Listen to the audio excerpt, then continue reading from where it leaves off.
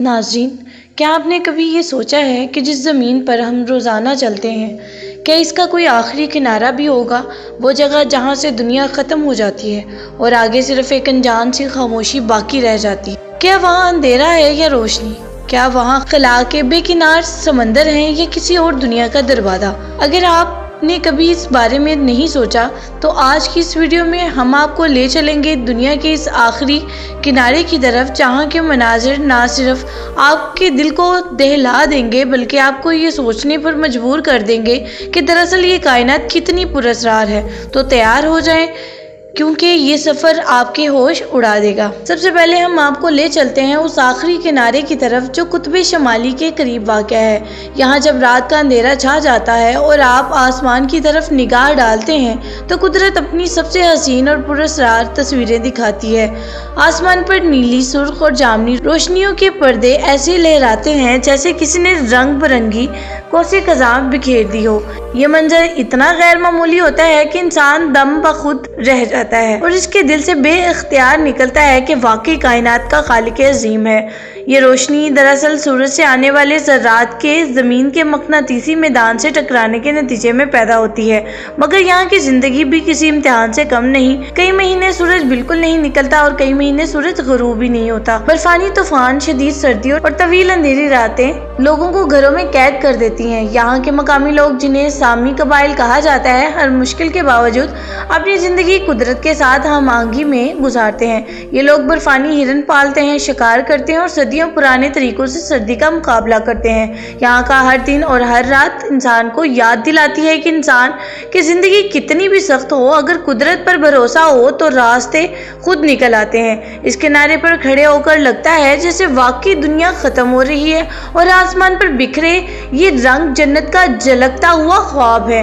ناظرین، اب چلتے ہیں اس جھیل کی طرف جسے دنیا کے آخری کنارے پر بنایا گیا تھا تاکہ کوئی قیدی وہاں سے بھاگ نہ سکے۔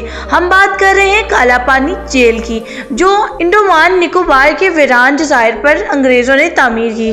چاروں طرف سمندر کی بے رحم لہریں، گھنے جنگلات، خطرناک قبائل اور جان لیوا بیماریاں، ان سب رکاوٹوں نے اس جگہ کو ایسا قید خانہ بنا دیا جہاں پہنچنا گویا زندگی اور دنیا سے ہمیشہ کے لیے کٹ جانا تھا۔ اس جیل کا ڈیزائن کچھ ایسا تھا کہ ہر قیدی اپنی الگ کوٹری میں قید رہتا، نہ کسی سے بات کر سکتا اور نہ اپنے دکھ درد بانٹ سکتا۔ یہی تنہائی اس کی سب سے بڑی سزا تھی۔ یہاں قیدیوں کو دن رات سخت مشقت پر مجبور کیا جاتا ہے۔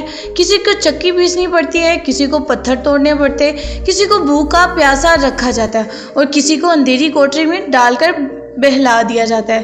کالا پانی کا نام سنتے ہی لوگ کانپ اٹھتے تھے، کیونکہ سب جانتے تھے کہ جو ایک بار وہاں پہنچا اور وہ زندہ واپس نہیں آ سکتا۔ یہ جیل واقعی دنیا کے آخری کنارے پر بنائی گئی تھی تاکہ ظلم کی زنجیریں کبھی نہ ٹوٹ سکیں اور آزادی کے متوالے ہمیشہ کے لیے خاموش ہو جائیں۔ اب چلتے ہیں دنیا کے ایک اور عجیب و غریب کنارے کی طرف جو حقیقت میں بھی اپنی مثال آپ ہے۔ یہ ہے ماؤنٹ ایورسٹ کا علاقہ، جو زمین کا سب سے بلند مقام ہے۔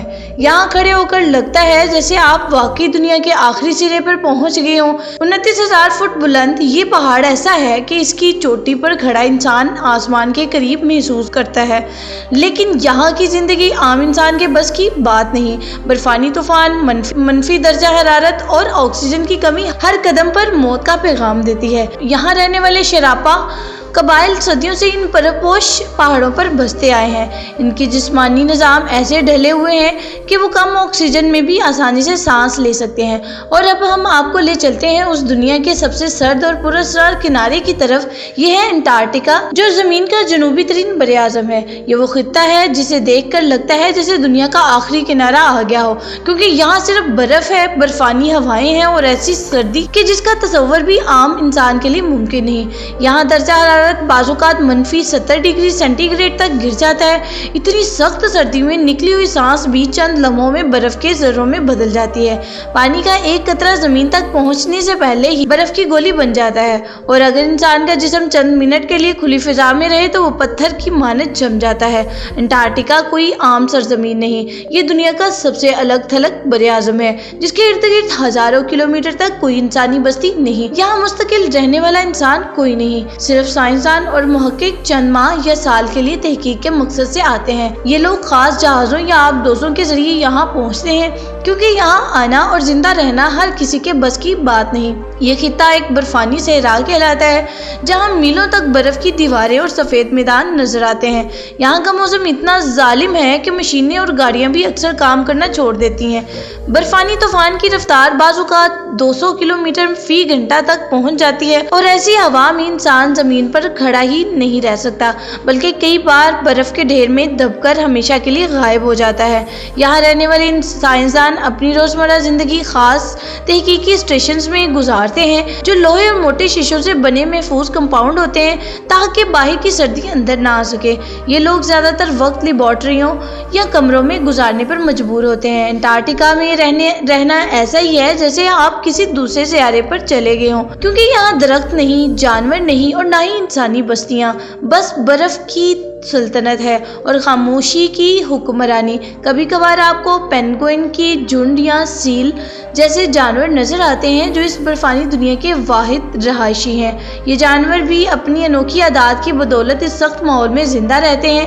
انٹارکٹیکا کو دنیا کی سب سے بڑی قدرتی تجربہ گاہ بھی کہا جاتا ہے۔ یہاں سائنسدان برف کے نمونے لے کر ہزاروں سال پرانی تاریخ کا مطالعہ کرتے ہیں۔ وہ برف میں قید ہوا کے بلبلوں سے معلوم کرتے ہیں کہ ماضی میں زمین کا موسم کیسا تھا۔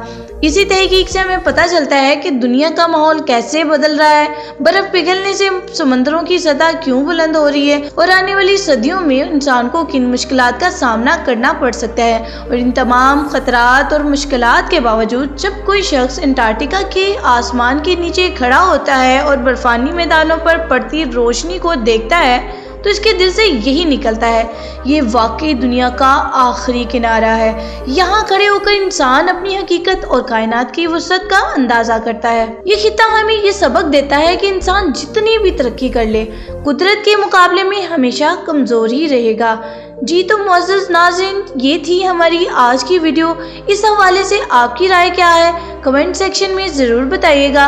انشاءاللہ بہت جلد حاضر ہوں گے ایک نئی ویڈیو کے ساتھ۔ تب تک اپنے ارد گرد کے لوگوں کا اور اپنے پیاروں کا بہت خیال رکھیے گا۔ اللہ حافظ۔